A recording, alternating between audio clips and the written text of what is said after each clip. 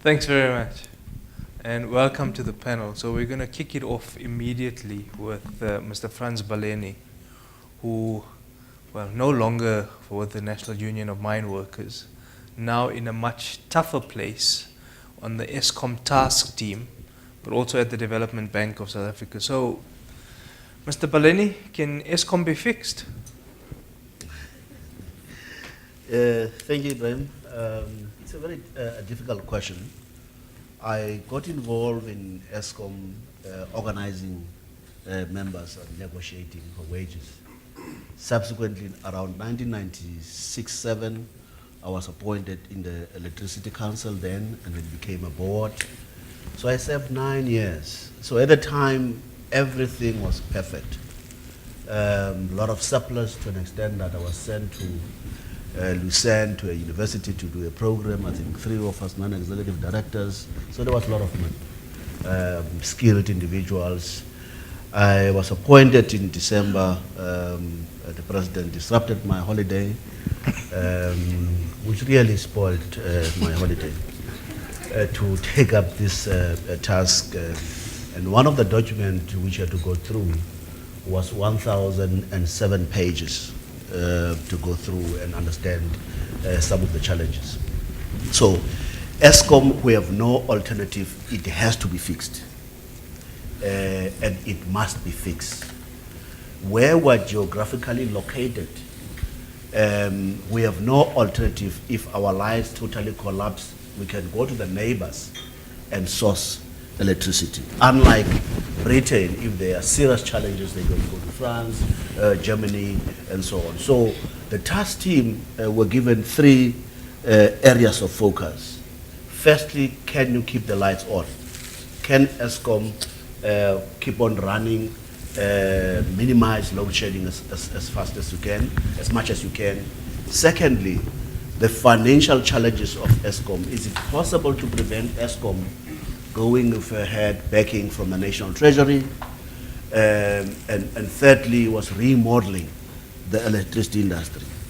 Insofar as finances are concerned, there are 3 possible sources of getting some funding. The shareholder, which is government in this instance, but there are limitations there. We knew that anything beyond 20 billion rand to ESCOM per annum will create serious challenges. The second one is capacity of ESCOM to raise funds, to borrow money. ESCOM is technically bankrupt. We met CEOs in the Commercial Bank and Development Bank. They said we cannot keep on borrowing ESCOM. It's like keeping on giving medication to a sick person without proper diagnosis. And the third one is tariffs. We all know there are challenges, there are limitations, but higher tariffs could not be avoided. But at the same time, the regulator to make sure that it is not to the extreme, which can collapse, the mining industry and other industry players. So, unfortunately, Ibrahim, we have no alternative. We have to put our heads together, South Africans, and save ESCOM. Sometimes it's important that for survival, people must discover that the ship is sinking. We're a bit worried that both in the cabinet, which we briefed, and some in the parliamentarians, we are not in the same page of discovering that something has to be done, the ship is sinking. Let me pause there. Wow. Can I ask you a quick question? Oh, yeah. What about externalizing the problem and just asking the IMF? So forget the other 3 and get the IMF to come in. It also helps you to deal with the factions in the party and the unions who are not interested in any kind of restructuring, any rehabilitation, any unbundling. So externalize the cost of dealing with the factions, but also just get a quick fix and get the IMF to come in. It can't be a quick fix. We know there are serious consequences which would come with certain conditions which would bedevil even the industrial relation situation. Moreover, the biggest risk is a further downgrading, which would make our life more complicated and more difficult. And so a downgrade is bad news for ESCOM. Downgrading is bad news for Eskom and also for the country. As things stands, we know that the National Treasury does not have sufficient funds to bail out Eskom. So we have to have other creative methods of saving Eskom because we have no other option, it has to be saved. Gosh. Jevon? Thanks. I also historically worked at Eskom for a number of years, but I now work for Sibanye-Stillwater, one of the largest power users in South Africa, and also represents the energy-intensive user group. Today I'll be speaking on behalf of the EIUG. Just for background, it's a non-profit organization that has about 28 members who collectively contribute about 22% towards the GDP and consume about 40% of Eskom's electricity. Our members are a mixture of mining houses, smelters, liquid fuel manufacturers, etc. So today I'm going to provide a perspective from the large power users. Our primary concern is around energy security, and in our definition, that means access to reliable electricity of the correct quality at a sustainably affordable tariffs. And obviously there's a large number of issues in one, Eskom, and two, the electricity supply industry that threaten that for us. And they largely align to what Franz said around operationally, financially, structurally, and then the fourth one I want to add is around leadership within the industry. So operationally, one of the questions was, does Eskom have sufficient capacity? Eskom has sufficient nameplate capacity to produce the required power for a growing economy. However, the issue is the availability. And that largely stems to the aging fleet, as a result of the aging fleet of Eskom power stations, but also as a result of lack of maintenance. Standard & Poor's, I think on Thursday last week, announced that they're revising their GDP growth figures to 1% for the year, citing directly load shedding.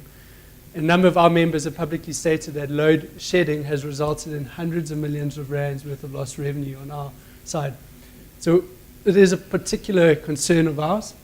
However, to give a balanced view, Eskom has extremely strong grid infrastructure and a good system operator. But from a mining house perspective or a large user perspective and an investor perspective, we need Eskom to resolve those operational issues as its number one priority.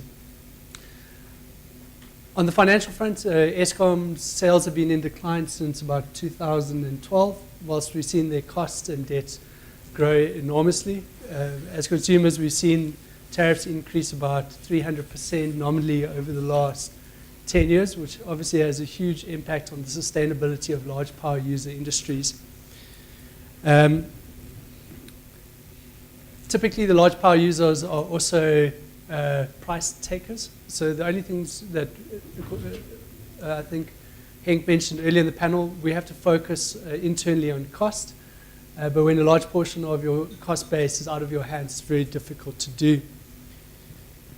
Historically, the MYPD methodology, or multi-year price method, was meant to ensure that Eskom remained prudent in terms of expenditure, provide them with sufficient revenue, and then also give the consumers price certainty. But unfortunately, the MYPD methodology has failed on all three of those accounts. And with the MYPD4 now, it gives us some certainty around for the next 3 years, but there's still court cases pending, 3 years, I understand, from Eskom side. They're suing NERSA. There's also outstanding RCA. So there's a huge amount of price policy uncertainty and policy uncertainty surrounding that. In order to foster investment in South Africa, we need to resolve that and give the private sector certainty around what the electricity costs are going to be going into the future.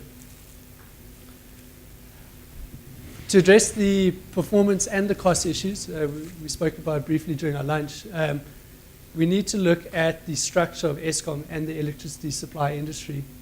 Whilst the unbundling of Eskom won't result in short-term improvements, what it'll do in the medium to long term is drive, one, transparency, and two, accountability for those different operations, being generation, transmission, and distribution. As a large power industry, we unfortunately do not have an alternative to fall back on, for example, other countries. At the same time, we've been restricted in terms of putting in place our own alternative energy solutions. The IRP has been outstanding since 2011, which would have unlocked the ability for us to put into place those alternative solutions. But in the absence of that, we are stranded at the moment and tied at the hip. There has been some progression in terms of the small-scale embedded generation, unlocking about 10 megawatts. But unfortunately, at industrial scale or utility scale, you don't reach the full economies of scale required to create commercially viable projects. So from our perspective, we support the unbundling, which is a presidential initiative. So the appointment of the Chief Restructuring Officer. It will help us unlock the inherent private sector balance sheet capacity that could alleviate some of the operational pressures on Eskom, but also the financial pressures on the fiscal balance sheet. In saying that, we do need to, however, carefully manage the energy transition and not erode the economy at the same time. And specifically here is we shouldn't allow embedded generation to be placed everywhere without putting in place flexible base load generation that can balance the system. Otherwise, we'll, one, cripple Eskom, and two, exacerbate the death spiral, crippling Eskom and ultimately causing them to default on their debt. And my last point is just quickly around leadership. There's been a huge amount of research, investigation, studies.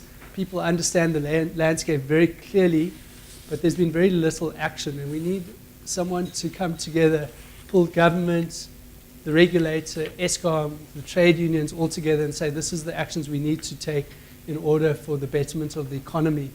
And unfortunately, some of those decisions are going to be very hard to make, but in the absence of it, there's a huge amount of uncertainty that will ultimately deter investment in the country. That's all from my side. Thanks, Shevan. Mr. Baleni, he's saying the multi-year pricing strategy didn't work or doesn't work.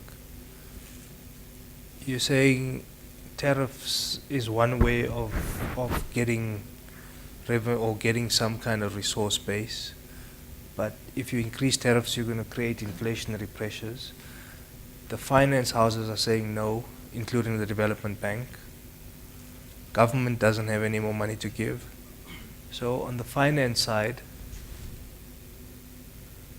there's an emoticon which goes like that. So is that the emoticon we must use? just on financing. Yeah. Look, there are areas where Eskom can address some of the financial issues. You spoke about revenue collection is bad. I mean, we know that municipalities, which are state-related entities, owe Eskom billions of rand. If I'm not mistaken, it's about 25 billion rand owed by municipalities. Secondly, the primary energy price can be controlled using cost-plus mines more effectively, investing in the cost-plus. Over a period of time, Eskom has not been investing in cost-plus mines, which are technically owned by Eskom, these mines. I'll give you an example. One of the cost-plus mine, Newval, sells to Eskom per ton less than 200 rand, 198 cents a rand.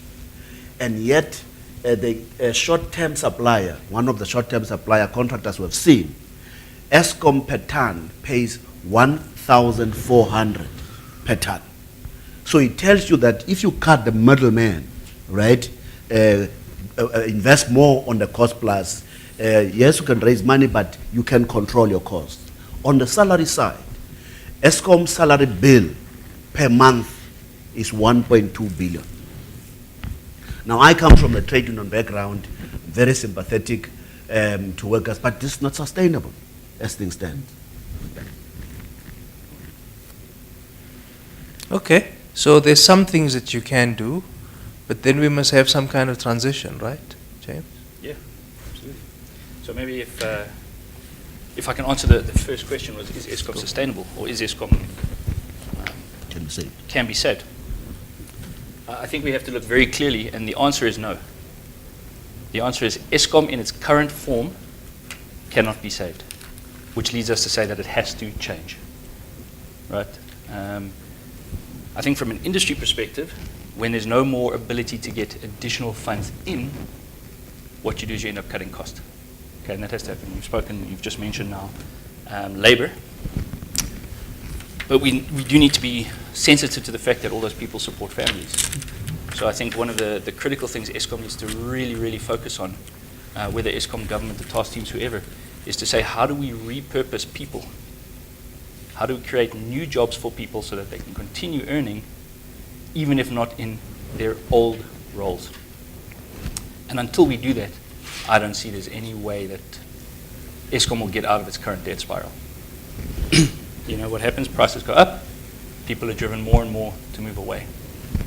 What we need to be very cognizant of is one of the main game changers globally is energy storage. Okay. Over the next few years, as energy storage becomes more and more prolific, the ability for people to generate and use their own energy, even at energy intensive levels, will become a reality. Okay, so to me, looking from the outside in, it's a death spiral that has to be very clearly addressed. And rather than saying, how do we save this, rather to say, how do we save the people and the name in what this does?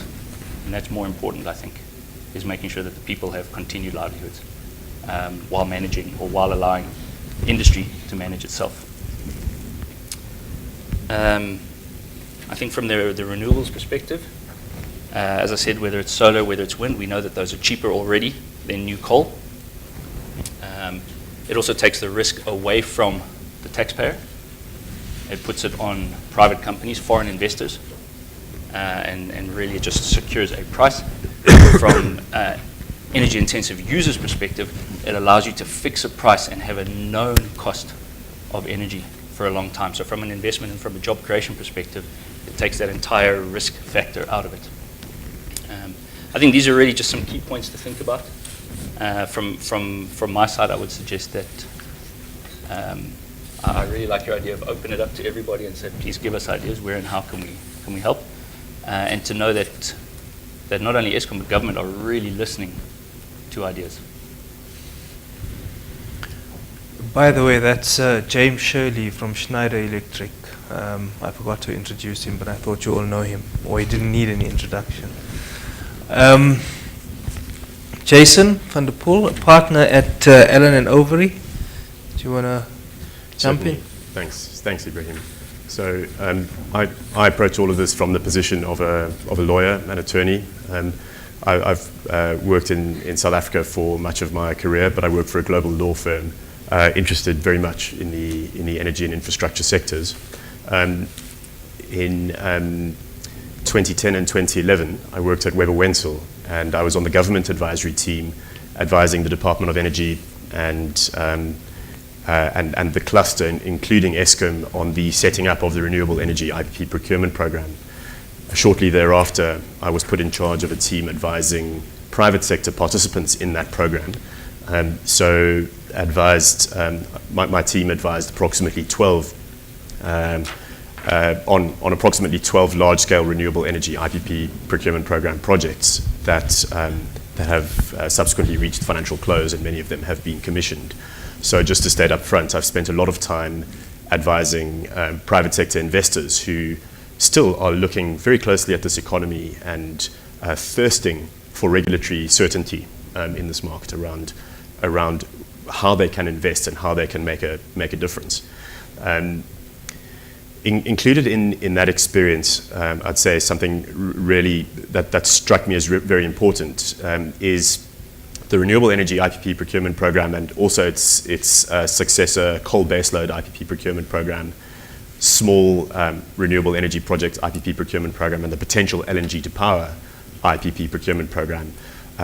These programs can be used very powerfully to achieve economic development goals of the country. Targets were set for each of those large-scale projects around local content, ownership thresholds for local participation, but also black ownership, socioeconomic development goals, preferential procurement. So the programs were used as a lever to achieve those policy outcomes. The question is whether they went far enough in the context of the just energy transition. And the argument is no, they didn't go far enough. So I think in looking into the future, it would be important to examine the programs and understand the criticisms around the just energy transition, and the government should try to set thresholds that more fairly achieve the objectives of South Africa, while at the same time balancing the needs of those investors looking to invest. I think another aspect that I'd like to touch on is Eskom itself. I think the unbundling of Eskom is imminently sensible. One of the issues that the international investors in the renewable energy program and the other IPP programs had was Eskom as both the purchaser of power, but also a generator and transmitter and distributor of the power. And having having a fully integrated Eskom created a structural issue in the market that created a barrier to that investment. So I do believe that the presidency and the Minister of Finance, in announcing the unbundling of Eskom, are on very much the right track, especially if you have a transmission company that allows for some private sector investment and allows open and equitable grid access to multiple providers of energy. It's clear from everything my fellow panelists have said that Eskom cannot provide sufficient generation moving forward. So much support from me and from my firm around the unbundling of Eskom. And again, the opposition to the unbundling of Eskom dovetails squarely into the topic that we have up for discussion around the just energy transition. So something very important to take into account. Just on that topic, I believe that NEDLAC is the right forum for broad consultation on the just energy transition. I recently attended a talk by a German representative speaking about the energy vendor, the policy of an energy transition from a coal economy to a clean economy in Germany. And one of the key themes was broad-based consultation, arriving at a commonly held agenda for achieving this just energy transition. Whether NEDLAC involves all relevant parties that it needs to involve, that is up for some debate. But I do believe that there needs to be broad consultation in order to arrive at that clear agenda for the implementation of a just transition and to give all of those workers the security that they need and their families, etc. Another topic that I'd like to touch on is the integrated resource plan. James already mentioned it, but that is something that we've all been waiting for on the edge of our seats for a very long time. The plan that we're existing under was brought out in 2010, and the intention was to update it every 2 years, and it hasn't been updated since 2010. And since then, demand forecasts have changed. A lot of circumstances have changed. This plan is now in front of NEDLAC, and my prediction is that shortly after the announcement of the new cabinet, the RRP will be brought into effect. I think the sooner the better. There are some criticisms about the RRP that is in front of NEDLAC at the moment. For example, around some of the more political decisions. The RRP's intention is to be a pure lowest cost solution for the provision of electricity into South Africa for the period, in this case up to 2030. And there are some items in the RRP at the moment that are subject to debate. For example, the purchase of 2,500 megawatts of hydro from Grand Inga, which may not be practical given the length of time that it's taken to get that project moving forward. But some of the things that are really good in the draft RRP at the moment are the allocation for solar and wind. The renewables program has seen the price of power with each competitive round dropping fundamentally to the point now that I believe South Africa is at a point where it can take advantage of these low prices and help the consumer of South Africa along through unlocking these lower prices through market competition. Secondly, a good thing in the RRP currently is the allocation for what they call distributed generation. That isn't specifically defined, but what it means is power generated by the likes of Sibanye for its purposes, by large-scale corporates.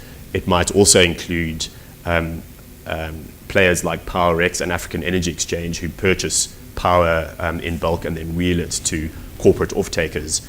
I think that it would be a very good idea if regulation were allowed to contemplate those solutions to bridge our energy gap and to alleviate the immediate supply pressure on Eskom in this intervening period while Eskom is taking strain. And then the final thing that I thought worth mentioning was there has been movement as we've discussed on the panel around embedded generation.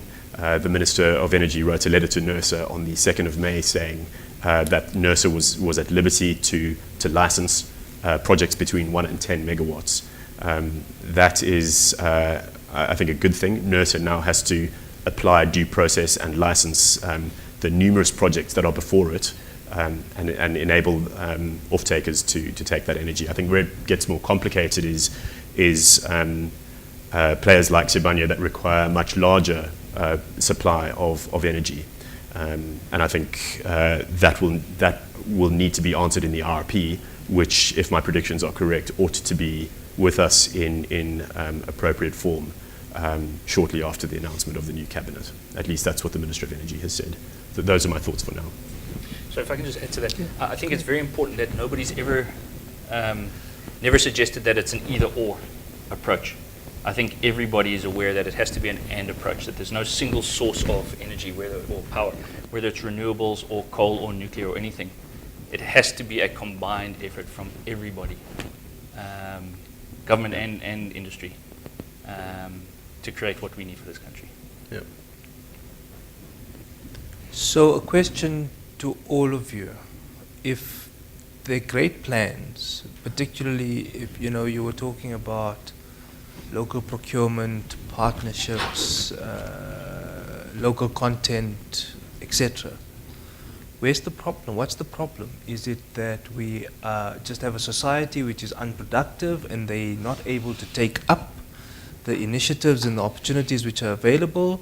Or if you come to questions of maintenance and repair, is it just that we don't have the skills? Or is it a lack of skills? Is it a lack of initiative? Is it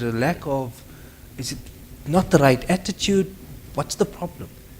If I may jump in, the main criticism of the IPP procurement programs have probably come from people in the coal industry who fear for their livelihoods.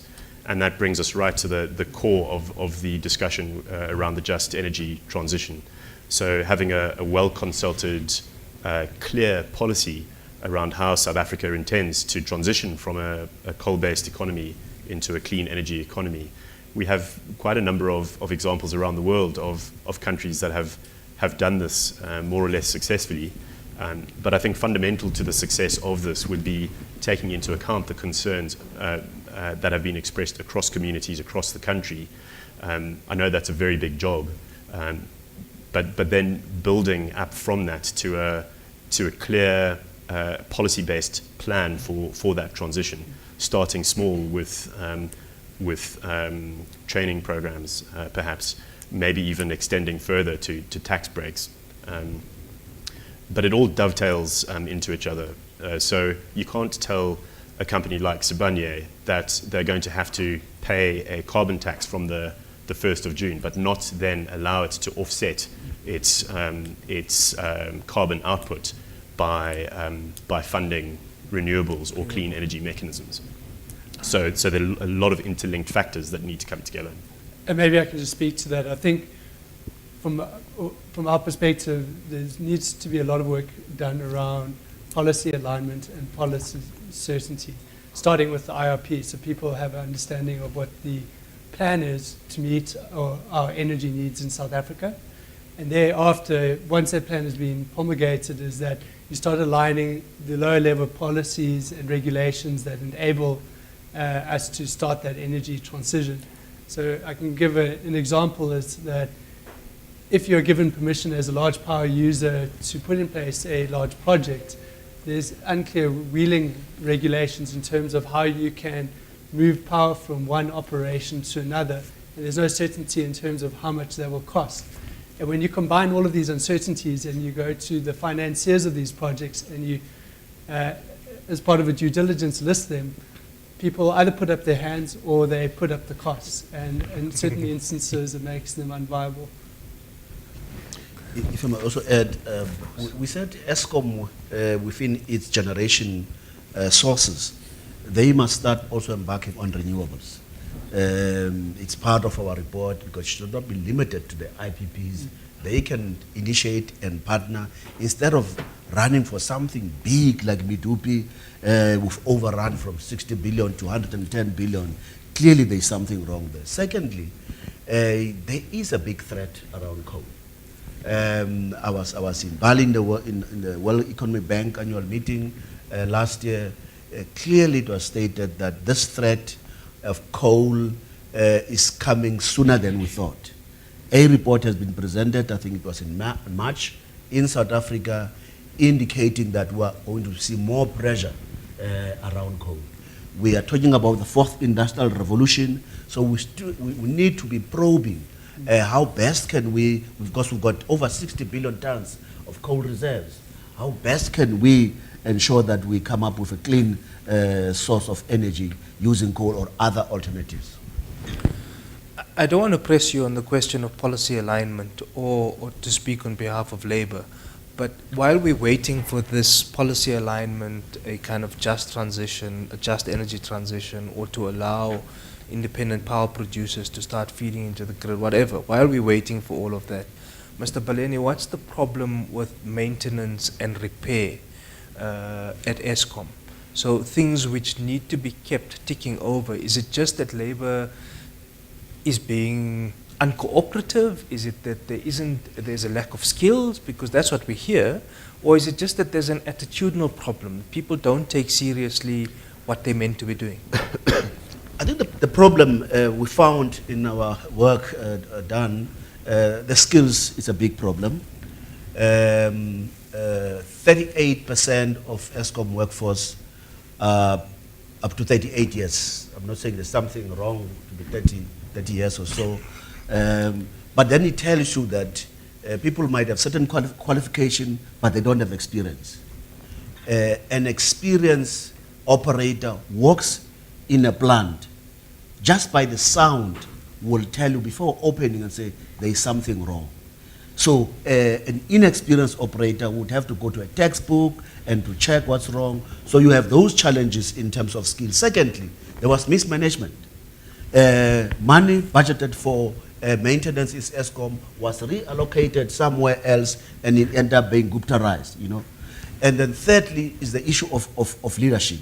We have seen experienced leaders in the various generations in particular being consultants, leaving ESCOM, coming back through a back door, being consultants. So it's a cocktail of issues which must be addressed. Skills are there in the country somewhere. I'm not saying that we must go outside the country. It's just a mismatch which we're seeing in ESCOM. But the former minister, well, I don't know whether to call him the former minister or whatever, wants to put in so many different task teams, and he wants to get these task teams to come from Italy and elsewhere. Look, there was maybe an overreaction from the minister. Definitely skills, we do have the skills in the country. The environment was made so unbearable that a number of skilled people left. I counted just few. We have got a data, who are in Germany, who are in the UK, 18 nuclear operators left there in Saudi Arabia, 18 in 1 year. So we're exporting skills. So there's no need really of going to go out. Yes, you can have certain technical expertise, but not necessarily to say put a whole team together and do the work. The other point I wanted to raise, what we found, this lack of agility. You identify a problem and you say, this is the solution. You come back after a week or two, it's still exactly where it was. So that drive, that low morale is not there. As I've said earlier on, it seems as people have not discovered that the ship is sinking. James? To me, again, I'm going to speak from an industry perspective. Policy certainty. It's all about understanding what the framework, what the landscape looks like. There's some very clever people in industry, and a lot of thought leaders. And as soon as there's certainty, people will apply their minds, and there are a lot of solutions available. I'll give you an example now. I mean, in terms of thought leadership, this is not my idea. I can't claim to having it, but it's something which I think addresses a lot of problems. I'll use the people here because, hopefully with your permission. So it's not the people here, but for example, in your mind, you have a problem where you would like to create, for example, a 50 megawatt solar project to run your power.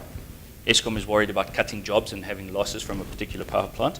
Well, who's to stop a private investor funding 50 1 megawatt PV plants managed by a competent, skilled company, owned, 51% owned by black women from the community with a 20-year offtake from Sibanye at a known price, right? We check every single box. That's an issue. We're creating jobs, not money today to go and buy a Mercedes. We're creating 20 years worth of money to pay for school fees and so on. We're solving your energy issue.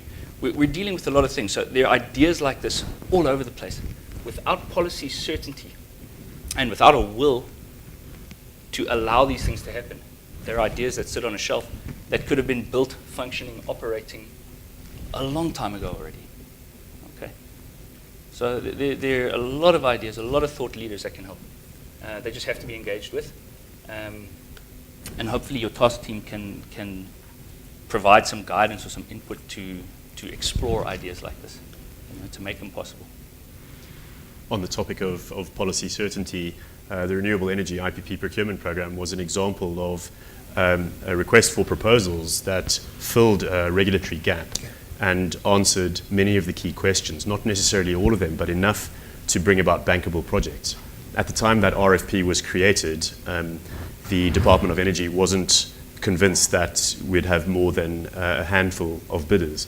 And in that first round, there were over 70 bidders that bid individual projects. In my view, there's any amount of capital prepared to make an investment, but they need a modicum of policy certainty.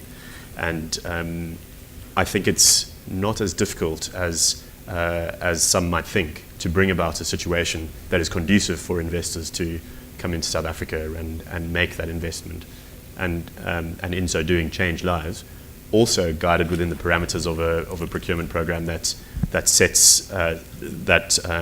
takes them to task when it comes to economic development and local upliftment here in South Africa. I want to open up to some questions from the floor rather than myself posing all the questions. Hi, for France. Near term, what are the chances that we see a sort of debt swap to deal with the imminent problem that we're facing in terms of Eskom's finances? Because every time, every 3 months we seem to open the newspaper, the number's gone up. 412 in January, 490 last month, 600 by December in terms of its debt. And we've been hearing about this debt swap. And even if it is a debt swap, we have to get the cheap debt from somewhere else. Doesn't it then just create a similar problem? And the second thing is, why has the idea of full privatization, your institution, EIG, has a lot of cash on their balance sheets. I'm sure they could buy Eskom stock, the public could buy Eskom stock. Why has the idea of privatization been such a negative, or received such negative feedback from the politicians, I suppose? Because importantly, the issues that we face, I mean, you guys have great ideas, the things you're talking about there, but the issues we face are now. The big number is faced now, and one needs to understand what the stopgap is going to be, because restructure, the term restructure for me means medium to long term. This is what we're going to do. Doesn't necessarily address the situation with Eskom's finances today. Thanks for the question. The issue of debt swap, it is still under discussions. There is a post, or let me put this way, after we have submitted the initial report, we then went into different work streams. I'm on the roadmap supporting the public enterprise on the implementation of the recommendation, and there's a financial modeling team, and then the technical team, which was also part of the doing the technical work. So we're still waiting for the outcome of those work streams. Because it's also not an easy thing. We've been engaging with the National Treasury, so there are pros and cons of that route as well. With regard to privatization, as you know, it's a big issue in the country. I don't think that it will solve all our problems. And therefore, you have to be very careful. As Eskom stands now, with the debt covering its head, selling it does not make business sense. It's like selling SAA, will be basically selling for R1 and say, I'm cutting the bleeding, that's all I do. But there are areas where it was resolved to look at the non-core. For example, Eskom has a fleet of houses. There are a number of other areas which are being under consideration. But there's there's no leadership, proper leadership in Eskom, to an extent that they were scared of engaging labor. You know, when we walk in there, they have developed a strategic turnaround plan. They have never discussed with labor because they are scared, especially after the wage negotiations from 0 to 7.5%. Maybe just from an energy intensive user group perspective, we EIUG, our core focus is on the jobs we do in South Africa: mining, liquid fuels manufacturing, smelting, quarrying. It's not, all we want is the commodity at the end of the day, the electricity to use in our operations. So that we want energy security so we can continue doing what we do best and leave energy production to the energy experts. So you don't want to necessarily be an energy player. You just want to feed into the grid so that you can keep going.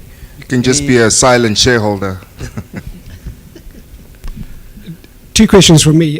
The first, possibly more towards James. Renewables, cost-wise, we know they're getting comparable to other sources of primary energy, but you have got the intermittency problem.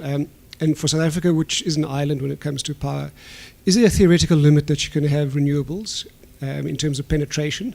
And what is it? This is in the absence of storage. I'm assuming storage is not yet commercially available.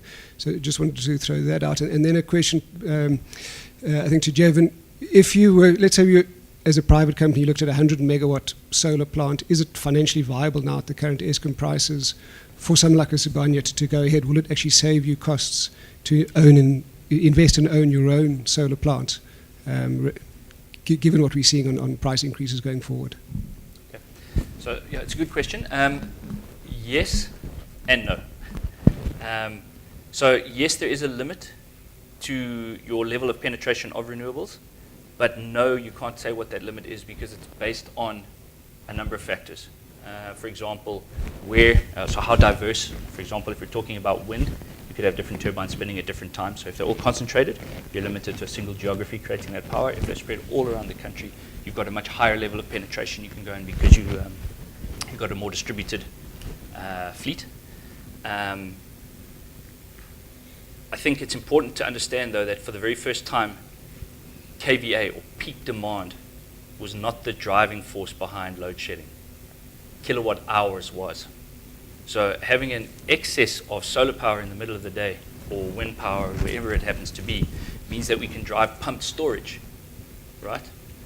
And that pumped storage, again, whether it's storage or if we're talking about batteries or pumped storage or dams, whatever it is, we're actually after kilowatt hours now, as well as just peak demand. Okay, so for the very first time, and this is the first round of load shedding that we went through previously, where this is now actually an applicable issue. Okay, what that does is it changes the way people think about the penetration levels. Okay, and it says we can allocate that power in the middle of the day instead of relying on pump storage during the day. We can now reverse that flow. Yes, we've got excess energy. Put the kilowatt hours back up in the dam, and then run it during peak. The question around are self-use or private use projects viable at this current point in time? Yes. Most of the large power users procure power directly from Eskom on megaflex tariff basis. When you start looking at solar photovoltaic plants in the order of probably 30, 40 megawatts plus, where you start reaching maximum economies of scale, they do become commercially viable relative to Eskom. But there's two aspects you need to think about from when you start getting to that scale. One is that you need ancillary services that would effectively be balancing services from Eskom. Eskom has indicated that they're looking at revising their tariff structures such that a larger portion of their tariff structure is fixed and less is variable. So it means that they're going to offer you those ancillary services, but that's going to come at a cost. And for them to provide that balancing service, they need to put in flexible generation, such as gas, or as part of the broader IRP projects, which would come at a higher cost. So it is understandable from that perspective. But from a large power user's perspective, the EIUG specifically, we recognize that that move to a low carbon economy, it must happen.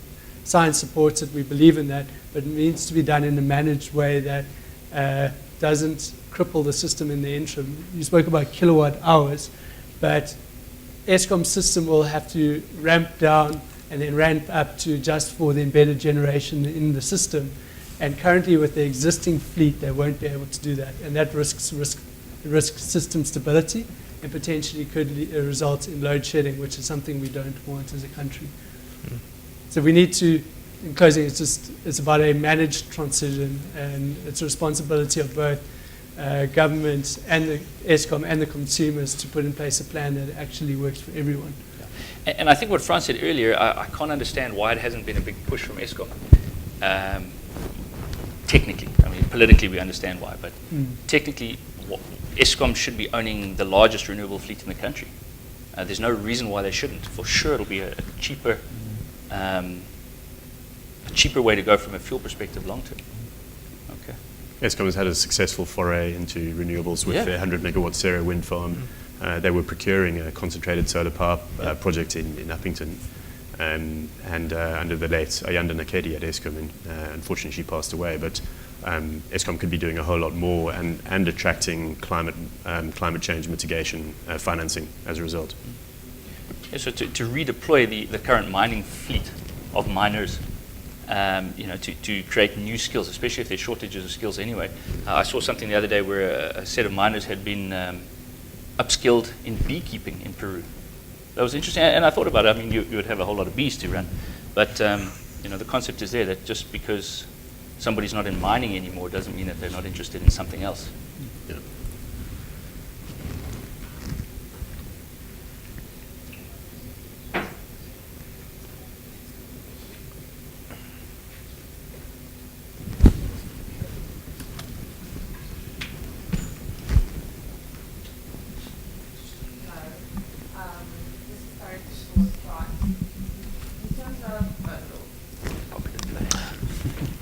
I project my voice.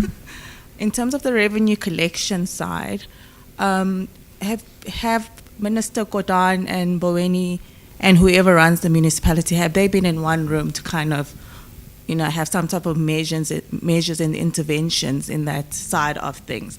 So I know we're all concerned about the energy side, but what about the revenue side? How are we going to collect this revenue so that Eskom has some type of income? Thanks for the question.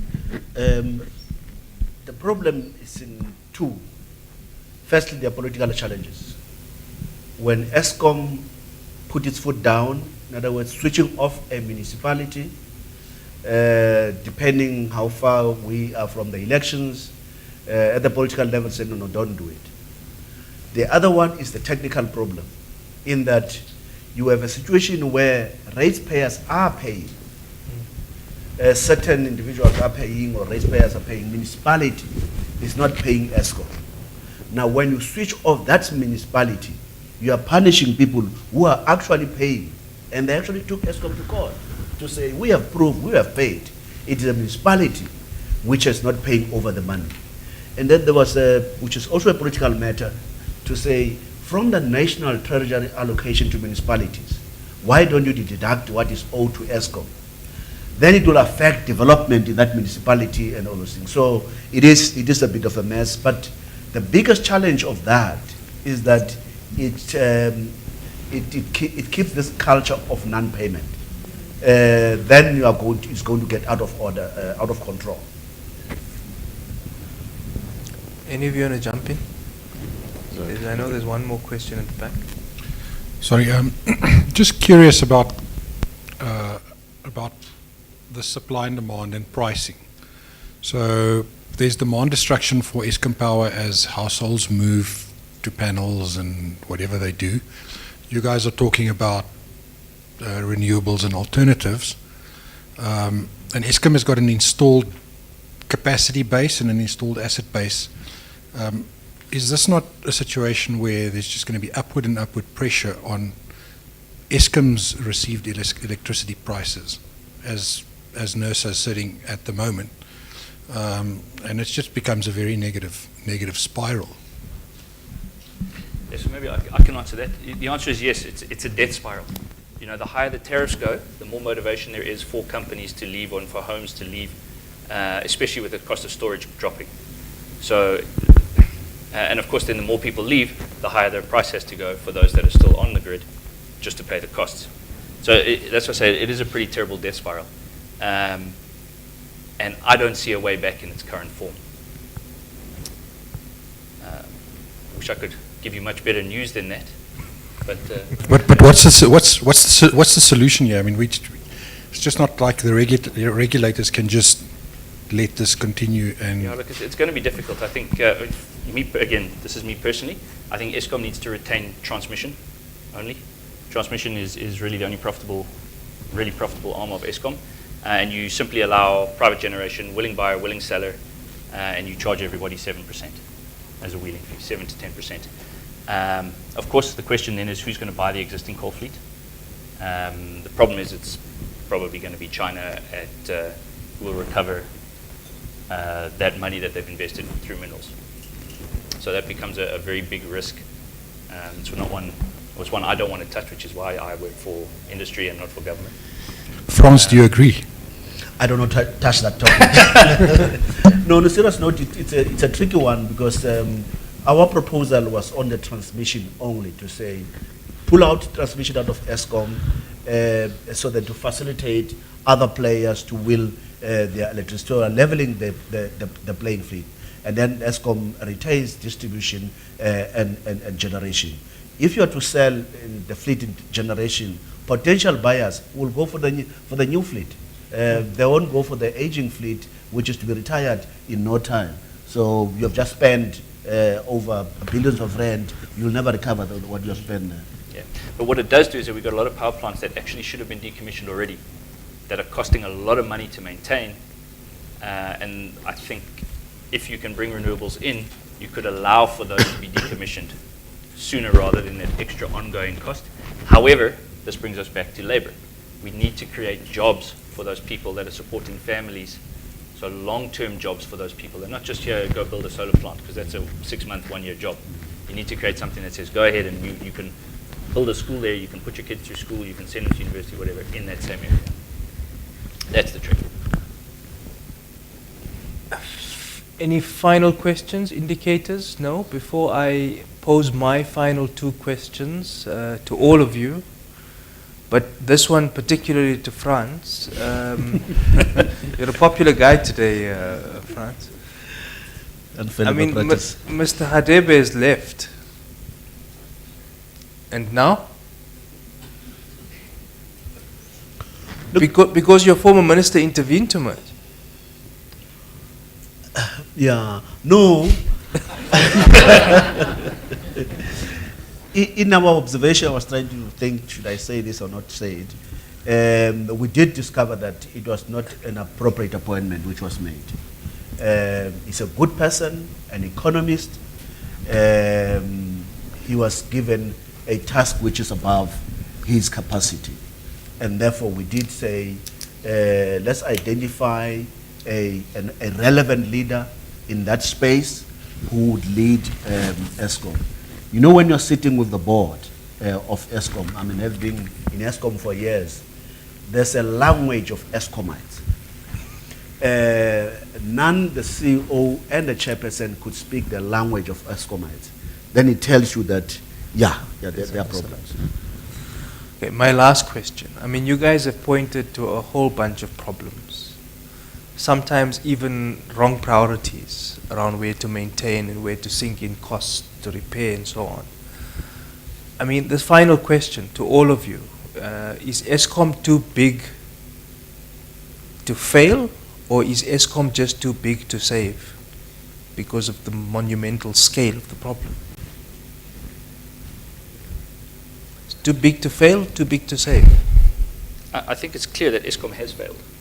You know, what we need to do is we need to find a way to save the people, to save the assets, and to save the country. Because otherwise we're just going to keep pouring money in again and again and again and again and again. And the taxpayer will get less and less and less. So from my perspective, the entity has failed. The people need to be saved. Now, how do you do that? That's the tough part. That's where we have to create regulatory clarity so that people will invest because they can be certain of the outcomes. Right now, we have no certainty. Ibrahim, we have recommendations on the table to save ESCOM. Obviously, after unbundling, that was remodeled and so on. The issue is, do we have the right skills to implement? Do we have right leaders to implement? So those things has to be put in place so that we implement, because we don't have the luxury of time, unfortunately. I think from my side, I think ESCOM in its current form is unlikely sustainable. It can be remodeled, reformed into something that can be sustainable, but we need a very, very clear plan in terms of how we're going to do that. And what we're lacking at the moment is the leadership that would formulate that plan collectively between government, regulator, private industry, and the trade unions, and actually take action. To Francis' point, we don't have time. It's been a couple of years now that these issues have been around. In the interim, industry has suffered, mining houses have closed shafts. If we don't arrest it now, it's going to be too late, and the economy is ultimately going to suffer. So from my perspective, the vision would be of a single buyer, an aggregator of power, something not dissimilar to what was conceived of under the ISMO bill years ago, which allows ESCOM as generator, a separate entity, to work on its efficiency and output and maintenance of its existing fleet, but at the same time allows private sector investors to produce energy, whether for own use or whether to themselves trade and warehouse and on-sell to corporate off-takers, mining off-takers.